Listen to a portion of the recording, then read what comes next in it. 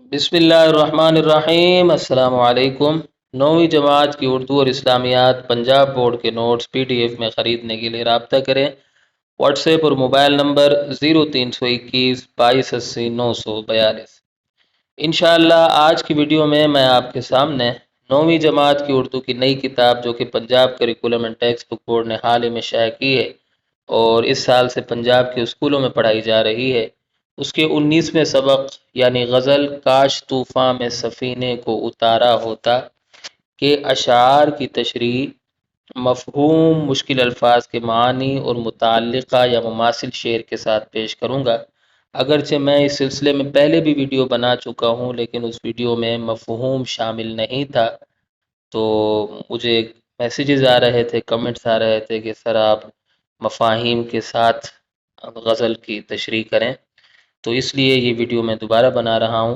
اگر آپ میری سابقہ ویڈیوز جو میں نے اس کتاب کے بارے میں بنائی ہیں مکمل طور پر دیکھنا چاہتے ہیں تو اس ویڈیو کی ڈسکرپشن میں موجود پہلی لنک کو وزٹ کریں، اور اگر آپ صرف غزلوں اور نظموں کی تشریحات مفاہیم کے ساتھ دیکھنا چاہتے ہیں، غزلوں اور نظموں کی تشریح مفہوم کے ساتھ دیکھنا چاہتے ہیں تو اس ویڈیو کی ڈسکرپشن میں موجود دوسری لنک کو وزٹ کریں۔ تو آئیے ویڈیو شروع کرتے ہیں۔ پہلا شعر ہے، کاش طوفاں میں سفینے کو اتارا ہوتا، ڈوب جاتا بھی تو موجوں نے ابھارا ہوتا۔ مشکل الفاظ کے معنی، طوفان یعنی آندھی یا شدت کی بارش، سفینہ یعنی کشتی، موج یعنی لہر۔ شاعرہ کا نام ہے پروین فنا سید۔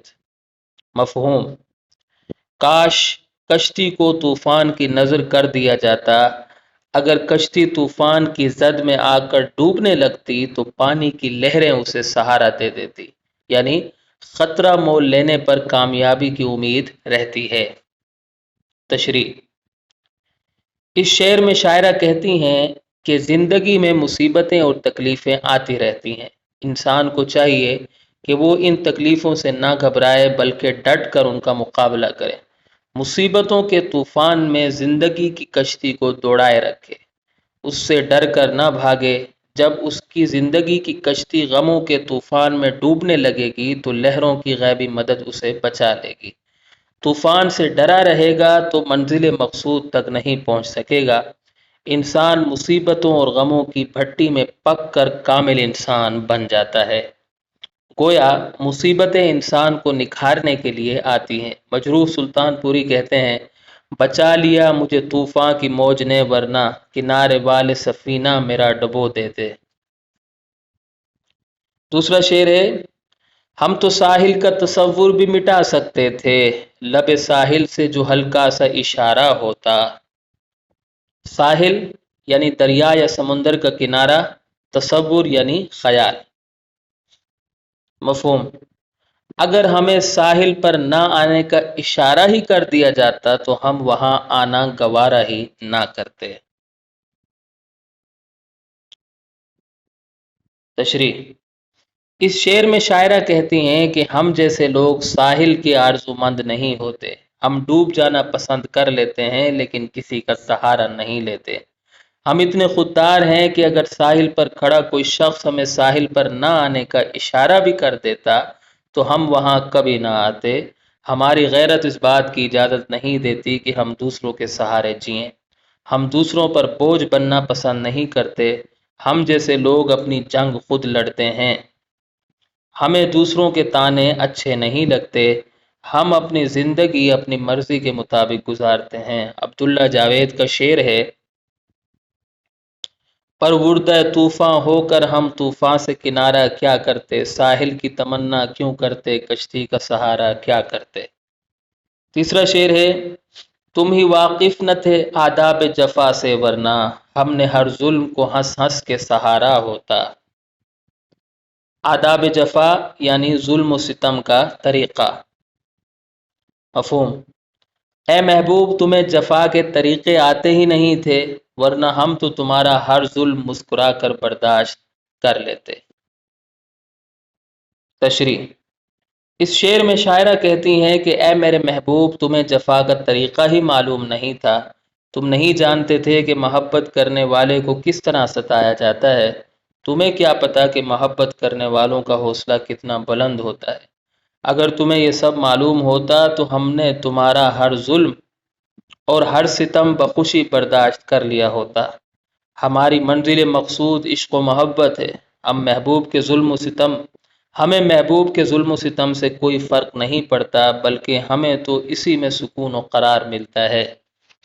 عشق کی جفا جفا نہیں ہوتی، محبت کا ستم ستم نہیں ہوتا۔ علامہ اقبال رحمۃ اللہ علیہ نے کیا خوب کہا، جفا جو عشق میں ہوتی ہے وہ جفا ہی نہیں، ستم نہ ہو تو محبت میں کچھ مزہ ہی نہیں۔ چوتھا شعر ہے، غم تو خیر اپنا مقدر ہے سو اس کا کیا ذکر، زہر بھی ہم کو بسط شوق گوارا ہوتا۔ تو بسط شوق یعنی انتہائی خوشی کے ساتھ۔ مفہوم، محبت کی ہے تو دکھ سہنا ہی پڑے گا، اس کا ذکر ہی کیا، ہمیں تو محبوب کی طرف سے زہر بھی ملے تو خوشی سے قبول کر لیں گے۔ تشریح، اس شعر میں شاعرہ کہتی ہیں کہ عشق و محبت کی راہوں میں غم تو آتے ہی رہتے ہیں، غموں کا ذکر نہ ہی کیا جائے تو بہتر ہے۔ یہ عشق و محبت کے لیے اسی طرح لازم ہے جس طرح انسانی زندگی کے لیے پانی ہے۔ ہم تو وہ ہیں جو محبت میں زہر بھی گوارا کر لیتے، ہم زہر کھا کر اپنی جان دے دیتے لیکن محبت کو ترک نہ کرتے۔ محبت ہمارے لیے سب کچھ ہے، محبت نہیں تو ہم بھی نہیں۔ ہم جیسے لوگ محبت میں جان بھی قربان کر سکتے ہیں۔ محبت میں مر مٹنے کو ہم اپنے لیے باعث فخر سمجھتے ہیں۔ داغ دہلوی کا شعر ہے، ساقیہ تشنگی کی تاب نہیں، زہر دے دے اگر شراب نہیں۔ پانچواں شعر ہے، باغباں تیری عنایت کا بھرم کیوں کھلتا، ایک بھی پھول جو گلشن میں ہمارا ہوتا۔ باغباں یعنی باغ کی دیکھ بھال کرنے والا یا مالی، عنایت وہ چیز جو دی جائے ہدیہ یا تحفہ، بھرم یعنی ساکھ یا اعتبار، گلشن یعنی باغ۔ مفہوم، اے پھولوں کے رکھوالے، اگر اس باغ کا ایک پھول بھی ہمارا ہوتا تو تیری مہربانی کا جھوٹا تاثر قائم رہتا۔ تشریح، اس شعر میں شاعرہ کہتی ہیں کہ اے پھولوں کی دیکھ بھال کرنے والے، اگر تم ہمیں اپنے چمن کا ایک پھول بھی دے دیتے تو تمہاری اصلیت کا لوگوں کو پتہ نہ چلتا۔ تم نے ایسا نہ کیا، ہم صرف ایک پھول کے لیے ترستے رہے، وہ بھی نہ ملا۔ ہم دنیا کے باغ میں خوشی اور راحت کے ایک ایک پھول کے لیے مارے مارے پھرتے رہے پر حاصل نہ کر سکے۔ یوں ہماری زندگی غم و اندوہ کے کانٹوں کے درمیان کٹ گئی۔ خوشی کے پھول ہمارے نصیب میں ہوتے تو ملتے، ہم ساری زندگی حسرت زدہ رہے۔ مرزا مظہر جان جانا رحمۃ اللہ علیہ کا شعر ہے، یہ حسرت رہ گئی کیا کیا مزے سے زندگی کرتے، اگر ہوتا چمن اپنا گل اپنا باغباں اپنا۔ چھٹا شعر ہے، تم پر اسرار فنا راز بقا کھل جاتے، تم نے ایک بار تو یزداں کو پکارا ہوتا۔ اسرار فنا یعنی ہلاکت کا راز، بقا زندگی یا ہمیشگی، یزداں یعنی خدا۔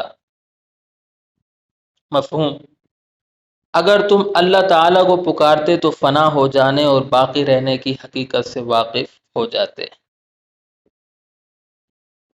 اس شعر میں شاعرہ کہتی ہیں کہ اگر تم نے رب تعالیٰ سے اپنا تعلق مضبوط قائم ہوتا تو تم پر ختم ہو جانے اور باقی رہنے کا راز کھل جاتا۔ بظاہر انسان جس شے کو فانی سمجھتا ہے دراصل وہ باقی رہتی ہے، جس شے کو باقی سمجھتا ہے دراصل وہ فانی ہوتی ہے۔ انسان کو اس حقیقت کا ادراک اس وقت ہوتا ہے جب وہ اپنے رب کو پکارتا ہے اور سچے دل سے اس کی عبادت کرتا ہے۔ انسان کا اپنے رب سے سچا تعلق کئی ایسے رازوں سے پردہ اٹھاتا ہے جس کا علم اسے پہلے نہیں ہوتا۔ رنج میرٹھی کا شعر ہے، فنا کی شکل بدن میں رہی بقا ہو کر، بقا رہے گی میرے جسم میں فنا ہو کر۔ تو یہاں آ کر ہماری ویڈیو اختتام کو پہنچتی ہے۔ امید کرتا ہوں کہ آپ کو میری کاوش پسند آئی ہوگی۔ اگلی ویڈیو تک کے لیے مجھے اجازت دیں۔